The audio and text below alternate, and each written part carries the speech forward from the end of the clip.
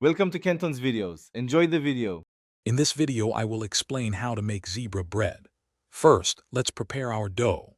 Begin by combining 125 milliliters of warm milk with 1 teaspoon of active dry yeast and a pinch of sugar. Let it sit for 5 minutes. Then mix in 300 grams of flour, a quarter teaspoon of salt, 1 egg, and 30 grams of softened butter. Knead this dough for about 10 minutes until it is smooth. Finally, let it rise for 1 hour. Now that your dough has risen beautifully, it's time to create the 2 distinct colors for our zebra pattern. Carefully divide your dough into 2 portions. Make one portion slightly larger, about 2/3 of the total dough, and leave it plain. To the smaller, 1/3 portion, incorporate 20 grams of unsweetened cocoa powder. Knead this chocolate dough thoroughly until its color is rich and uniform.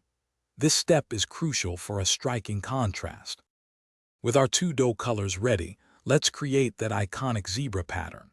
Roll out both the plain and cocoa dough into 2 rectangles, each approximately 20 by 30 centimeters. Carefully place the cocoa dough rectangle directly on top of the plain dough.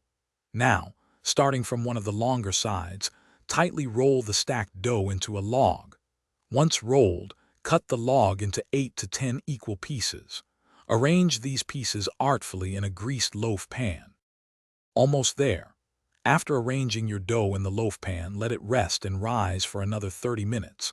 While it's rising, preheat your oven to 180 degrees Celsius, which is 350 degrees Fahrenheit.